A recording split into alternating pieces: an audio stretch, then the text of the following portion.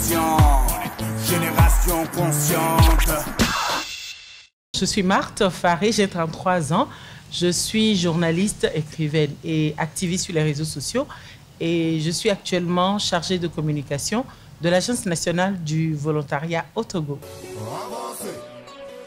Mon enfance s'est très bien passée dans une famille où j'ai un frère et une sœur. Et j'ai grandi dans une famille justement qui n'était pas très stable. Mon père étant gendarme, on allait d'une ville à une autre. Et quand j'étais petite, ce dont je rêvais particulièrement, c'était d'être hôtesse de l'air. Parce qu'en classe de 4e, j'ai étudié un test en classe qui s'appelait « I want to be an air hostess ». Et ça m'avait donné envie d'être hôtesse de l'air. Mais au fur et à mesure que je grandissais, les rêves changent évidemment. Et j'ai fait de ma déformation naturelle un métier, c'est-à-dire je parle beaucoup. Et parce que je parle beaucoup, évidemment, je me suis orientée vers le journalisme, un peu plus tard vers la communication. Le journalisme, c'est une passion. En fait, il y avait une célèbre présentatrice télé à l'époque qui s'appelle Aminata Adrou. Et je crois que voir cette dame aussi imposante et tout le temps attirer de l'attention sur elle, évidemment, je suis allée vers le journalisme. Quand j'ai eu mon bac, j'étais à la fac, en fac de lettres, et j'ai été recrutée comme présentatrice du 20h. J'ai officié pendant une année.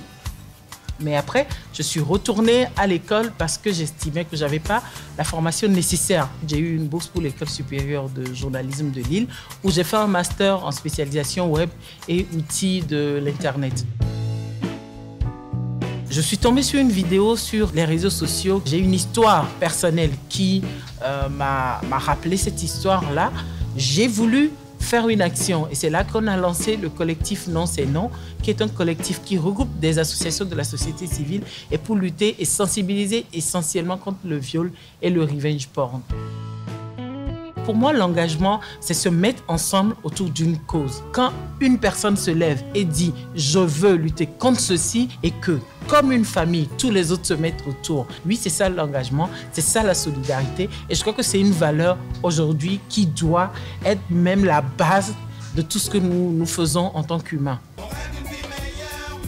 Justement, ceux qui partent devraient aller se former et revenir former justement les gens ici, parce que l'avenir, quoi qu'on dise, il est ici. Même ceux qui partent, leurs enfants diront un jour, papa, je vais aller connaître chez moi.